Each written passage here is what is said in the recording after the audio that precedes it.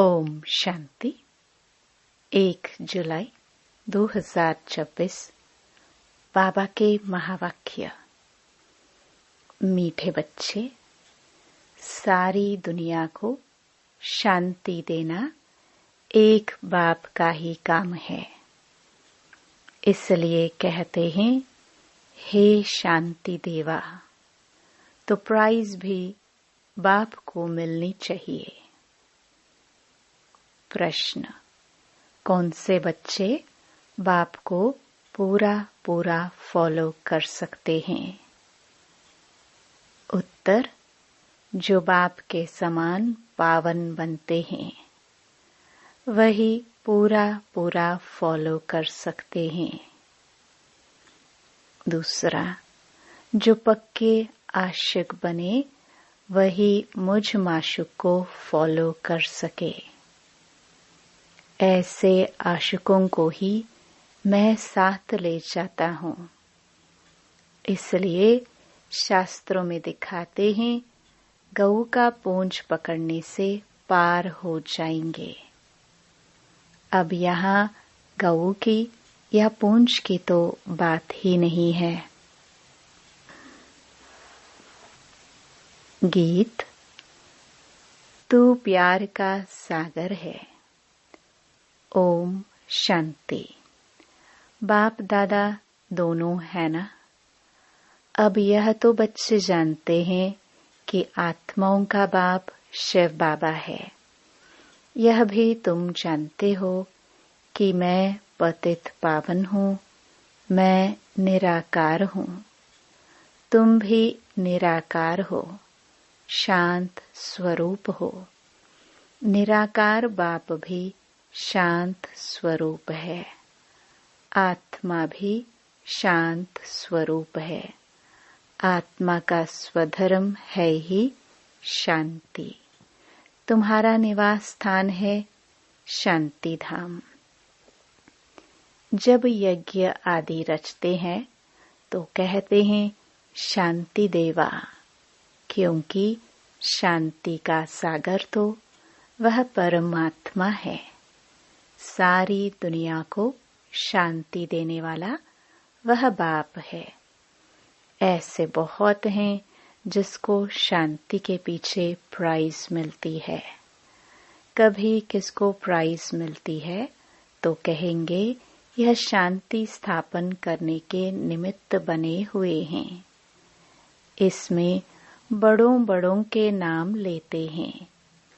अब शांति तो चाहिए सारी दुनिया में, नहीं तो अशांत में रहने वाले औरों को भी अशांत करेंगे। यह है ही रावण राज्य। रावण दुश्मन है ना। राम को दुश्मन नहीं कहेंगे। राम की कभी एफिजी नहीं जलाएंगे। न त्रेता वाले राम की, न परमपिता परमात्मा की। राम राज्य तो सब चाहते हैं, परंतु राम राज्य किसको कहा जाता है यह भी कोई नहीं जानते। सिर्फ कहते हैं नई दुनिया हो, नई दिल्ली में राम राज्य हो। नई दिल्ली कहते हैं। नाम तो बहुत रखे जाते हैं। दिल्ली सबकी कैपिटल रहती है। दिल्ली ही परस्तान था। राधे कृष्ण को भी वहाँ ही दिखाते हैं। यह दोनों ही मुख्य प्रिंस और प्रिंसेस हैं। सिर्फ दोनों नहीं हैं, जरूर और भी होंगे। 8 राजाई तो गाई जाती है। बुद्धि से काम लेना है। सतयुग में जरूर राजाई और भी होगी। यहाँ भी देखो कितनी राजाई है। वृद्धि होते होते ढेर हो जाते हैं। फलाने गांव का महाराजा। छोटे छोटे गांव भी बहुत है ना। सतयुग में इतने थोड़े ही थे। वहां तो लक्ष्मी नारायण का ही नाम वाला है। 2500 वर्ष उन्हों का राज्य चला है। मनुष्य कहते हैं लाखों वर्ष हुए। विचार की बात है। यह है आत्माओं के लिए भोजन। बाप यह रूहानी भोजन देते हैं तुम्हारी बुद्धि को, आत्मा को। अब तुम्हारी बुद्धि का ताला खुला है। ऋषि मुनि आदि सब कहते थे हम रचता और रचना को नहीं जानते हैं। अब तुम बच्चे ऐसे नहीं कहेंगे। तुम तो रचता और रचना के आदि मध्य अंत को जानते हो। तुम अपने 84 के चक्र को जान गए हो। आदि में तुम देवी देवता थे, फिर मध्य में रावण की प्रवेशता होने से विकारी बन गए हैं। अब है अंत, तुम जानते हो। अभी पुरानी दुनिया का विनाश हो, फिर आदि होगी। आदि में होगा राम राज्य। मध्य से रावण राज्य शुरू होता है। अब रावण राज्य पूरा हो, फिर राम राज्य शुरू होगा। नर से नारायण बनना है ना। यह है सत्यनारायण की कथा। तुम जानते हो सर्वशास्त्रमयी शिरोमणि श्रीमद् गीता है। श्रीमत मिलती है श्रेष्ठ बनने के लिए। श्री कहते हैं श्रेष्ठ को। बच्चे जानते हैं एक गीता शास्त्र है जिसे देवी देवता धर्म का शास्त्र कहा जाता है, जिससे देवता धर्म की स्थापना होती है संगम पर। सतयुग में तो कोई पतित होते नहीं जो पावन बनाए। अब तुमको बाप समझाते हैं गीता को पतित पावनी कह नहीं सकते। गीता द्वारा पावन नहीं बन सकते हैं। गीता के भगवान को पतित पावन कहते हैं। यह अच्छी रीति याद करो। गीता है आदि सनातन देवी देवता धर्म का शास्त्र। गीता के समय ही महाभारी महाभारत लड़ाई भी लगी थी, जिससे अनेक धर्म विनाश हुए और एक धर्म की स्थापना हुई। गीता के लिए कहते हैं देवी देवता धर्म का शास्त्र। ब्राह्मणों का शास्त्र नहीं कहते हैं। ब्राह्मणों का नाम गीता में है नहीं। परमपिता परमात्मा ही आकर ब्रह्मा द्वारा इन सभी वेदों शास्त्रों आदि का सार बताते हैं। अब तुम समझते हो सतयुग में तो ब्राह्मण होते नहीं। वहाँ है लक्ष्मी नारायण देवता है। ब्रह्मा के बाद है विष्णु। चित्रों में भी दिखाया है ब्रह्मा द्वारा स्थापना विष्णुपुरी की। ब्रह्मा और विष्णु इकट्ठे तो नहीं होंगे। ब्रह्मा द्वारा देवी देवता धर्म की स्थापना होगी। यह डिटेल में समझने की बातें हैं। अभी तुम बच्चे शिव बाबा से स्वर्ग का वर्षा लेते हो। हकदार ठहरे ना। मुख्य धर्म शास्त्र है 4। श्रीमद् भगवत गीता है नंबर 1 शास्त्र, जिससे नंबर 1 धर्म की स्थापना होती है। फिर होते हैं इस्लामी बौद्धि। एक गीता ही है जिसमें श्रीमद् भगवत गीता लिखा हुआ है और कोई शास्त्र में श्रीमत नहीं है। श्रीमत इस्लामी व श्रीमत बौद्धि शास्त्र नहीं गाया जाता। श्रीमद् भगवत गीता है ही एक। उससे कौन सा धर्म स्थापन किया? आदि सनातन देवी देवता धर्म की स्थापना हुई और स्थापना होती है अंत में। यह समझने की बातें हैं। अभी बाबा हमको टीचर के रूप में पढ़ाते हैं यह बुद्धि में रहना चाहिए। बाबा हमारा बाप है और टीचर भी है। बाबा पढ़ाई से सर्व की सद्गति करते हैं तो सतगुरु भी ठहरा। बाप को सभी याद करते हैं। अब गीता में श्री कृष्ण का नाम डाल दिया है। वह तो ज्ञान का सागर है नहीं। उनको ज्ञान के सागर बाप ने ऐसा बनाया है तो वह टीचर भी है। यहाँ तुम नई बातें सुनते हो।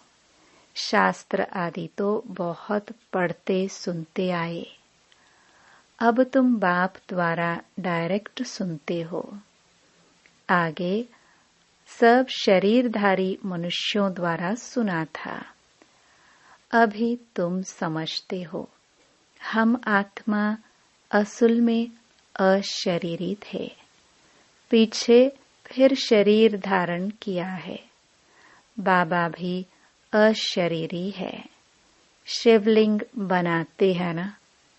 आत्मा शरीर द्वारा उनको पूजती हैं, पुकारते भी हैं, हे परमपिता परमात्मा, आकर हम पतितों को पावन बनाओ।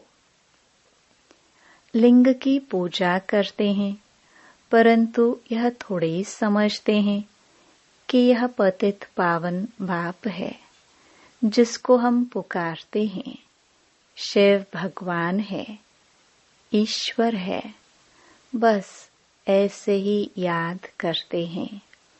उनको बाबा कहे तो बुद्धि में आए कि बाबा से वर्षा मिलना चाहिए। हमको वर्षा मिला है तब हम पूजते हैं। भारतवासियों को वर्षा मिला जरूर है। कब मिला यह भूल गए हैं। अब तुम बच्चे समझते हो। बच्चे कहते हैं हम बाबा के पास आए हैं। शिव बाबा ब्रह्मा तन में आकर समझाते हैं। त्रिमूर्ति का नाम बाला है। त्रिमूर्ति मार्ग नाम भी रखा है। बाप की महिमा बहुत है। गीत में भी सुना। प्यार का सागर है। सर्व का सद्गति दाता है। सर्व को सुख शांति देने वाला है। सर्व का दुख हरता सुख करता है। बहुत प्यार है ना। उनसे प्यारी चीज कोई और होती नहीं। जो बाप स्वर्ग का मालिक बनाए वह जरूर प्यारा होगा ना। वह है बेहद का बाप। कहते हैं बच्चों मेरे से स्वर्ग की बादशाही मिलती है ना। तुम आत्माएं भाई भाई हो। अभी बाप द्वारा सुन रहे हो। सभी आत्माएं बाप को याद करती हैं। बाबा हमको आकर पावन बनाओ। अब आत्मा कहती है बाबा आया हुआ है पावन बनाने। कहते हैं बच्चों 5000 वर्ष पहले तुमको पावन बनाने आया था। अब मुझ बाप को याद करो तो तुम्हारे विकर्म विनाश होंगे और तुम्हारे सब दुख दूर हो जाएंगे। पुकारते भी हैं हे पतित पावन आओ, अथवा तालियां बजाते रहते हैं, रड़ियां मारते रहते हैं पतित पावन सीताराम। तो खुद पतित ठहरे ना। यह है ही नरक। इसको रौरव नरक कहा जाता है। गरुड़ पुराण में तो रोचक बातें बहुत लिख दी है कि यह करने से यह बनेंगे, यह होगा। फिर कह देते गऊ का पूंछ पकड़ने से स्वर्ग में चले जाएंगे। ऐसा कुछ लिखा हुआ है। अब जानवर की तो बात नहीं। तुम गौ माता हो ना। तुम्हारी पूंछ अथवा तुम्हारी पीठ जब तक कोई ना पकड़े तब तक रास्ता मिल ना सके। पूंछ तो है नहीं, कहते भी है, तुम्हारी पूंछ पकड़कर तर जाएंगे। अब यहाँ पूंछ तो पकड़ना नहीं है, परंतु फॉलो करना है। सन्यासियों को फॉलोअर्स तो बहुत है, परंतु फॉलो करना अर्थात पवित्र बनना। तुम तो सच्चे सच्चे फॉलोअर्स हो। शिव बाबा कहते हैं, मैं आया हूँ तुम सबको वापस ले जाने। तुम मुझे याद करो तो तुम्हारे पाप भस्म हो जाएंगे। पावन बनने बगैर फॉलो कर नहीं सकेंगे। शिव बाबा को पूरा फॉलो करना है। तुम यहाँ बैठे हो फॉलो करने के लिए। भक्ति मार्ग में भी मुझे याद करते आए हो। तुम जानते हो आत्माएं आशिक हैं, परमात्मा माशुक है। आत्माएं उनको याद करती हैं और वह आए हैं लेने लिए। कहते हैं, मुझे फॉलो करो तो तुम्हारे को साथ ले जाऊंगा। कैसे फॉलो करो वह भी समझाते हैं। मैं हूँ पावन, तुम हो पतित, तो जरूर पावन बनना पड़े, जरूर फॉलो करना पड़े। विकारी तो फॉलो कर ना सके। फॉलो करने के लिए मेरे समान पवित्र बनो। क्या मैं पतितों को अपने साथ शांति धाम ले जाऊंगा? इतने सब मनुष्य भक्ति, तप, दान पुण्य आदि करते हैं मुक्ति पाने के लिए, क्योंकि यहाँ दुख है और चाहते हैं हम अपने घर वापस जाए। बाप कहते हैं, पवित्र जरूर बनना पड़ेगा। मैं पावन हूँ, तब तो तुमको पावन बनाता हूँ। आऊंगा भी ब्रह्मा के तन में। मैं रचता हूँ, मैं इस ब्रह्मा के तन में आता हूँ। दिखाते भी हैं ब्रह्मा द्वारा बाप देवी देवता धर्म की स्थापना करते हैं। तुम भी के ही जानते हो कि शिव बाबा को फॉलो करना है। बाप कहते हैं, मुझे याद करो तो मैं प्रतिज्ञा करता हूँ पावन दुनिया में ले चलूंगा। और कोई उपाय है नहीं। कहते हैं पतित पावन, या तो दृष्टि ऊपर जाती है या तो पानी की तरफ देखते हैं। गंगा तो पतित पावनी है नहीं, यह तो सागर से निकली हुई नदियां है। अब पूंछ तो तुम्हारा पकड़ना चाहिए। बाप कहते हैं, तुमको पावन बनना है, मेरे को फॉलो करना है, तभी साथ चल सकेंगे। बाप कहते हैं, तुम मेरे साथ रहने वाले थे, अब 84 का चक्कर लगाए पतित बने हो। अब फिर मेरे को याद करो तो पावन बनेंगे। सन्यासी भी गृहस्थी को कहते हैं, फॉलो करना है तो घर बार छोड़ो। बाप कहते हैं, मैं परम धाम में रहता हूँ। तुम भी चलेंगे या यहाँ ही विषय सागर में रहना अच्छा लगता है? तुम तो पुकारते आए हो, हे पतित पावन आओ। अब बाप आए हैं, साथ ले जाते हैं। कल्प कल्प आकर तुमको साथ ले जाता हूँ। फिर सतयुग में तुम बहुत सुखी रहते हो। यह लक्ष्मी नारायण स्वर्ग के मालिक थे ना। इन्हों को इतना सुख देने वाला कौन? Heavenly God father. बाप याद दिलाते हैं, तुम हमारी जयंती मनाते हो। परमपिता परमात्मा की जयंती सभी भारतवासी मनाते हैं। हमारा यह बर्थ प्लेस है। क्रिश्चियन थोड़े ही मानेंगे, वह तो क्राइस्ट को मानेंगे। शिव जयंती भारतवासी मनाते हैं। यह सर्व के पतित पावन बाप का बर्थ प्लेस है।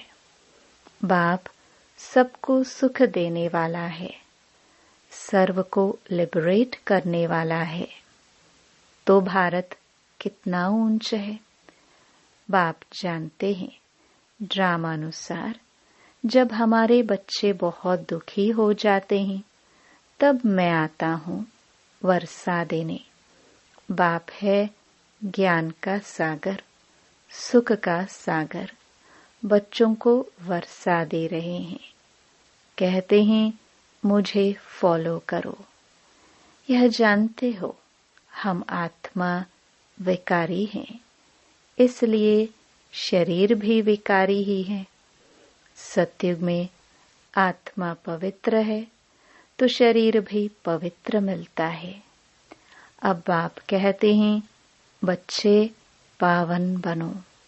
याद से ही तमो प्रधान से सतो प्रधान बनेंगे। अच्छा, मीठे मीठे सिखिलदे बच्चों प्रति माता पिता बाप दादा का याद प्यार और गुड मॉर्निंग। रूहानी बाप की रूहानी बच्चों को नमस्ते। धारणा के लिए मुख्य सार। पहला, बाप से स्वर्ग का वर्षा लेने के लिए मैं आत्मा भाई भाई हूँ, यह पक्का करना है। बहुत प्यार से रहना है। जैसे बाप प्यारे ते प्यारा है, ऐसे प्यारा बनना है।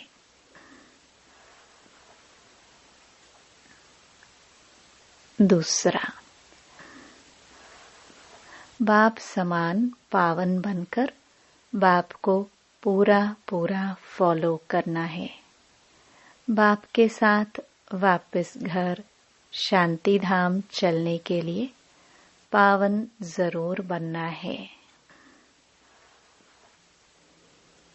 वरदान। निर्बल आत्माओं में शक्तियों का फोर्स भरने वाले ज्ञानदाता सुवरदाता भव। वर्तमान समय निर्बल आत्माओं में इतनी शक्ति नहीं है जो जंप दे सके। उन्हें एक्स्ट्रा फोर्स चाहिए। तो आप विशेष आत्माओं को स्वयं में विशेष शक्ति भर करके उन्हें हाई जंप दिलाना है। इसके लिए ज्ञानदाता के साथ साथ शक्तियों के वरदाता बनो।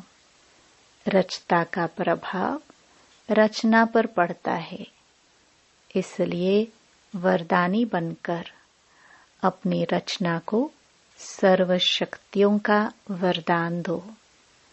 अभी इसी सर्विस की आवश्यकता है। स्लोगन। साक्षी होकर हर खेल देखो तो सेफ भी रहेंगे और मजा भी आएगा। ये अव्यक्त इशारे ज्वाला स्वरूप स्थिति में रह शक्तिशाली याद का अनुभव करो। आप महान तपस्वी आत्माएं ज्वाला रूप शक्तिशाली याद द्वारा प्राप्ति के किरणों की अनुभूति करो और कराओ। आपका तपस्वी स्वरूप औरों को देने का स्वरूप है। जैसे सूर्य विश्व को रोशनी देने की और अनेक विनाशी प्राप्तियों की अनुभूति कराता है, ऐसे आप भी अपने तपस्वी स्वरूप द्वारा शांति और शक्ति की किरणें देते रहो। ओम शांति।